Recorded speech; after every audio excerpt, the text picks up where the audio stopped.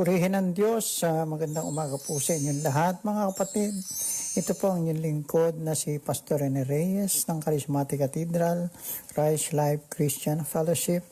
Ang muling nag-aanyaya sa inyo na samahan ninyo po ako sa pang-umagang pagbubulay-bulay ng makapangyarihang salita ng Diyos.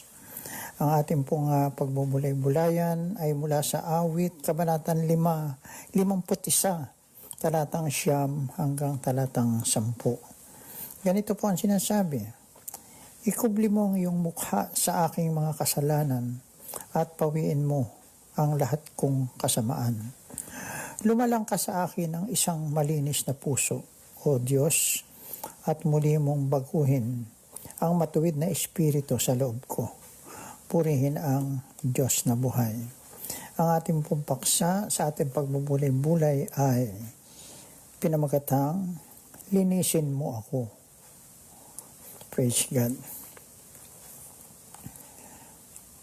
Ayon po sa ating nabasa patungkol sa kasaysayan ni Haring David, paulit-ulit po siya sa pagkakasala, maliit malaki. Ang mabigat na kasalanang nagawa niya ay hindi minsanan lamang.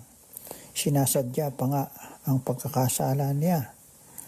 Ang ilang sa atin po ay makakaugnay sa kanya. Tayo rin nasangkot sa paulit-ulit na kasalanan. Maaaring sabihin natin, maliit naman.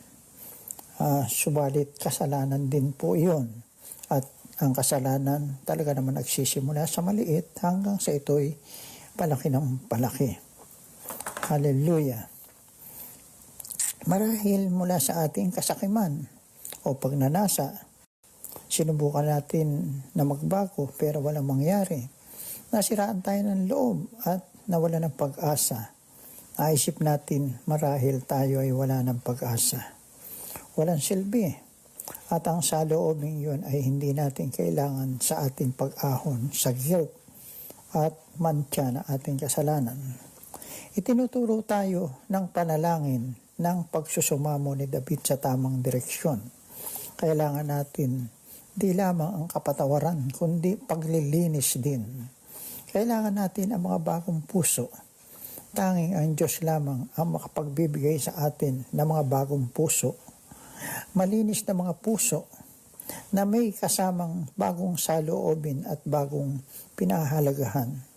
Sa pamamagitan ng banal na Espiritu, nais niya tayong bigyan, hallelujah, ng Espiritu na papalit sa ating puso.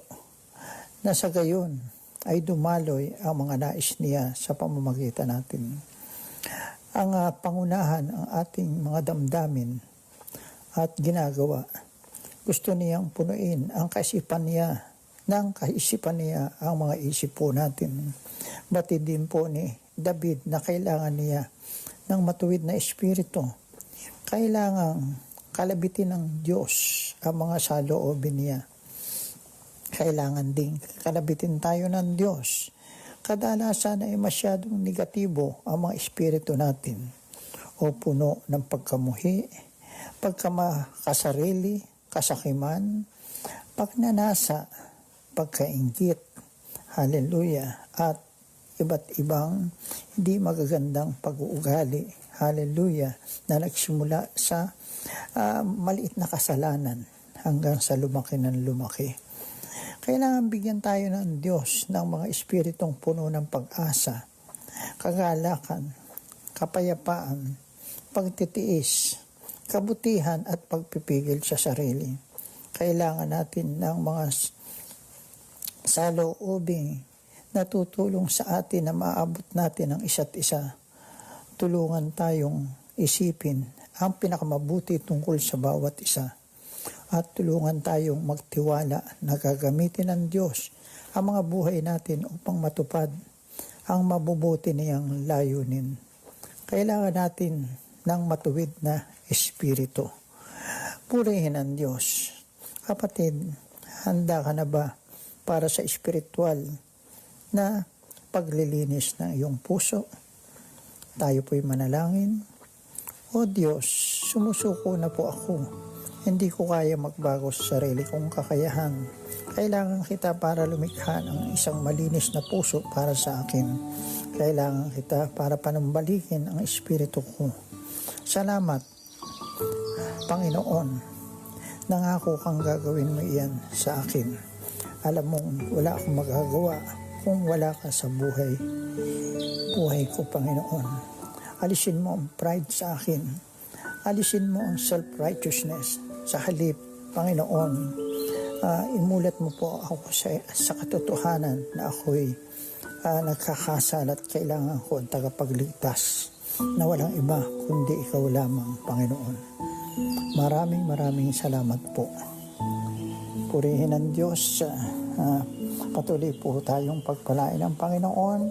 Maraming salamat po sa inyong pakikiisa sa pangumagang pagbubuli-buli ng salita ng Diyos. Have a pleasant day.